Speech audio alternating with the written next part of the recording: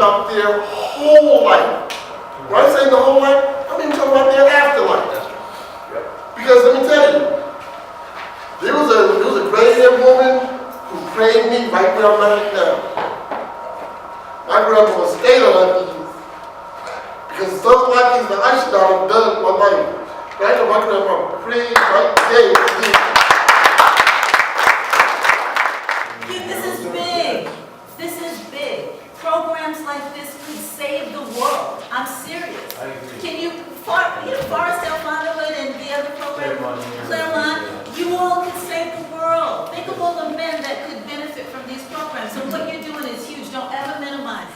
Joe Louis was asked the following question, what are you afraid of when you're in the ring? And he said, it's the punch that I don't see, because that's the one that'll knock me out. People like to talk about, oh, well, it's just in your mind, and try to separate mental health from physical health.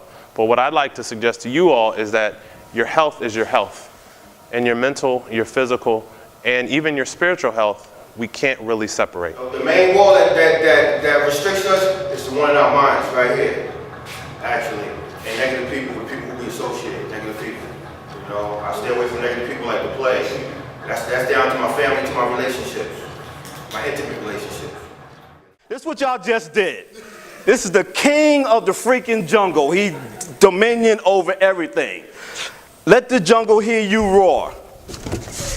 Roar! Roar! So get up off your seats and let me hear you roar. Let me hear you roar. When we think about life, we kind of got these 4 stages. We say, okay, you got boyhood, and then you move into manhood, and then maybe you move into husbandhood, and then you go into what we call fatherhood, what we're here today. But the unfortunate reality with many of us is we go straight from boyhood to fatherhood, never even becoming men. And a lot of times that is because we don't have that guide who is supposed to be there. G-U-I-D-E, that guide, the father who's supposed to kind of answer those questions. And so we kind of have this missing information. There's a gap that's there. And so we engage in relationships. We say, okay, and what we find in reality is that a lot of us know how to have sex, but we do not know how to make love to a woman. A lot of us, know how to make money and be successful on Wall Street, but we do not know how to be successful on Sesame Street, connecting with our kids, being a father. And then issues with our body and with our health and so forth. Just that information gap, because dad was not there. And mom did what she could, but mom is not dad. She's not a man. She's not a role model for us. And so that becomes an issue that a lot of us have to deal with. Who's your daddy? Who is your daddy? As you start to think about that question, that actually impacts who you are and how you look at life. There's a phrase that says the following: we see things not as they are, but as we are. Meaning that we look at life through the lenses of our own personal experiences and the interactions we have with family members and so forth. And that means in turn our kids will look at life through that lens. I asked a number of men, just kind of a non-scientific study. I asked guys, in a project that I was working with, guys who had children in the child welfare system, and asked them the following question: describe your dad in terms of a cereal or a candy bar. And you'll see some really interesting answers here. One said shredded mini wheats, sometimes sweet, sometimes bitter. One said M&Ms, multiple personalities. I never know who was coming home. The one that really touched me the most was the third one, Pop-Tarts.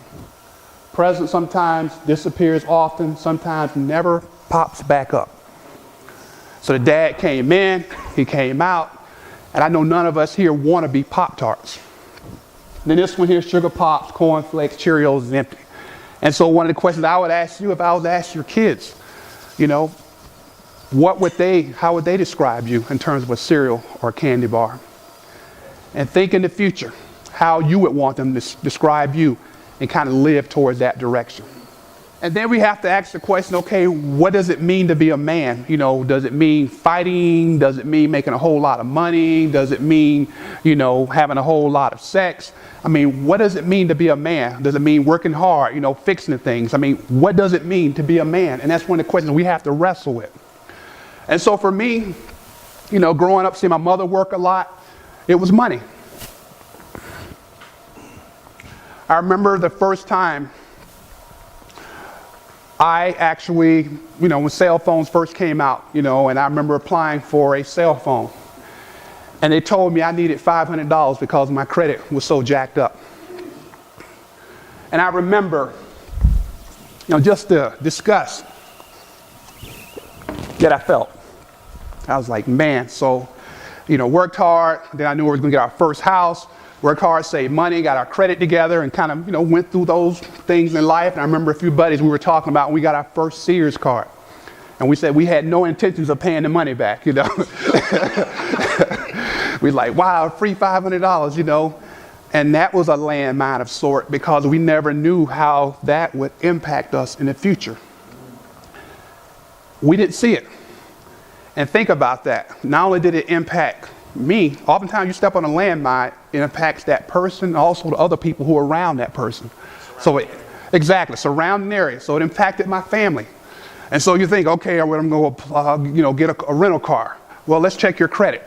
And so now you got to pull out $500, $600 just to get a rental car, get a hotel. I mean, that was a land. I never knew when I stepped on that would impact other people in my life. So we worked hard, got the first house, you know, let it build up some equity. And then the son was in college. We ended up getting a rental property there.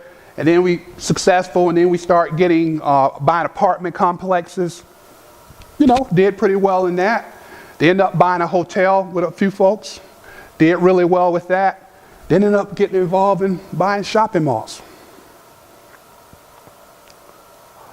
But what I realized that was still going on was I was trying to fill that father void with stuff. Every human being on this planet has a need for acceptance, significance, and approval. Even Christ had that need. Remember these words? This is my beloved son, in whom I am well pleased. Listen to him. This is my beloved son. That means he was being accepted. You know, I am well pleased with him. That means he's approved. And then the last words are, listen to him. That means he's significant. And so when you don't have that, you know, getting it in your home base, you go out looking for love and acceptance in all the wrong places. So I was looking for it on Wall Street, you know, making the money, hanging out with certain people and so forth. But what I found out over and over again was no amount of success at work, no amount of success on Wall Street can compensate for failure at home. And that's why you see the guys taking the business trips and, you know, going here and there, because a lot of times we don't want to go back home. We don't want to go to an environment where people expect stuff from us that we can't deliver. You know, there's a season, there's a time to play, there's a time to be born, there's a time to die, there's a time to get to work, there's a time to save. And you never want to do the wrong thing in the wrong season. So you got to ask yourself, what season are you in your life, you know? There are certain things that your kids need in this season. There's certain things that your child's mother needs. There's certain things that you need in this season of your life. I mean, I can travel a lot now. We're at the stage of what they call DINKs. D-I-N-K, that stands for double income, no kids. But I couldn't travel a lot when I had kids at home. And so I'm in a different season, so I always got to know, what time is it? You never want to do things out of season. Another one is, where are you going? You know, where are you going in life? I mean, you ask somebody, you say, okay, you know, I'm going to this conference, I'm going to this retreat, but where are you going to go from here? That's a critical question, you know. What direction you're going to go? You're just going to who is influencing you in terms of direction you're going to go? Because I guarantee you, if you don't know where you want to go, somebody else will give you a map. And they may even carry you there. There's a phrase that says, whoever takes you to the movie controls the movie. They control how much popcorn you eat, how much soda you drink, what time you go home. You got to know where you're going in life. Direction. And then another question you got to find out, you think about somebody who's plunged in some water, you know, and they're trying to figure out which way is up. Because you never, similar to being in your right mind, you never want to be in a state of mind when you're heading in one direction and you're trying to go in the opposite direction. As the scriptures say, there's a way that seems right, but it leads to destruction. And that's why it's so important to kind of have other people in your life who can kind of help direct you, people who you trust to think for you when you're not thinking for yourself. That's so key, that's so important. But you always want to know which way is up. And I'm going to tell you, if there's somebody in here who thinks they know the way up and they don't have to listen to anybody, you're headed for self-destruction. You've wasted your money. You might as well catch a cab back to New York City. I mean, you've wasted your money. They're always, all of us can afford to upgrade. All of us can afford to improve. Even the speakers who've come here, they can afford to learn from other people here. I've sat down with a number of the fathers here and I've just gained a lot of wisdom. But that's so key and important, that we kind of figure out, you know, and get other people's input about which way is up. You know, which way, because sometimes you can think just because you're moving quicker doesn't mean you're moving better. There's a comedian that says, you know, I'm lost, but don't worry about it. I'm making good time. And sometimes we think just because we're busy, we're making progress. Like being on a treadmill. I mean, you're making, you know, movement, but you're not making progress. Very key. And then what I found is you need to know what your gift is, not just your passion. Because you never want to waste a lot of time in an area that's so far removed from what your gift is. You know, I had a gift, you know, I had a passion at one time to play professional football. You know, I was really good in my neighborhood. But then when all the other neighborhoods got together, I wasn't as good anymore. But I started, you know, people always say, oh, you know, come by and get advice. And so I found that my gift was, you know, men, working with men. That was something that always sustained. My buddies in college would come by my room and, you know, want to talk about issues, you know, and they say, okay, we need a speaker for this event. You know, we have Ron come speak. There was also money, that I enjoy making money, but more importantly, I enjoy giving money away. More than praying for people, I enjoy being the answer to prayer. And so those are my gifts. But you never want to waste your time pursuing a passion that's totally unrelated to your gifting. Yeah, I want to play professional basketball, but you know how many people want, but do you have the gift? Be honest with yourself. You know, look in the mirror and say, what does the mirror say? You know, what do other people say about you? Yeah, starting with the man in the mirror.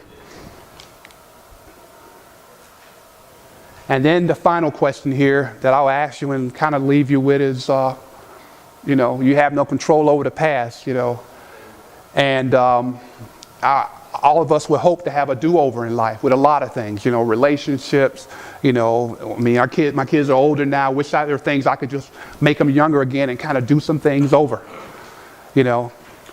But the question I always got to address, that's always before me, is what am I going to do with the rest of my life? Whether you're a speaker here, whether you're a participant here, you know, what are you going to do with the rest of your life? And so I hope that is an answer you start to formulate to this question before you leave here. Because once you get out there, that's not the time to kind of make those decisions. Because what's going to happen is other people are going to tell you what to do with the rest of your life. Circumstances are going to tell you what to do with your life. And then also I just want to kind of leave you with some information as well. I did a survey a few years ago. These are children who were in the child welfare system. Each of the bullets represents a child. And they were asked the following, you know, if your father wasn't involved in your life, did you want to know him better or see him more? And this is what the children said. Yes, he's in my life, but I'd love to be able to see him more. Yes, because I still love him. No, I turned out fine. I mean, so you still kind of see some of those anger issues, and you see some potential small landmines as well. These are our kids here. And then final quote here, just want to leave you with a, I read this when I was out in Denver speaking at a Native American event, and I saw this in the airport. It says, when you were born, you cried and the world rejoiced. Live your life in such a manner that when you die, the world cries and you rejoice. Okay, God bless you. Thank you very much.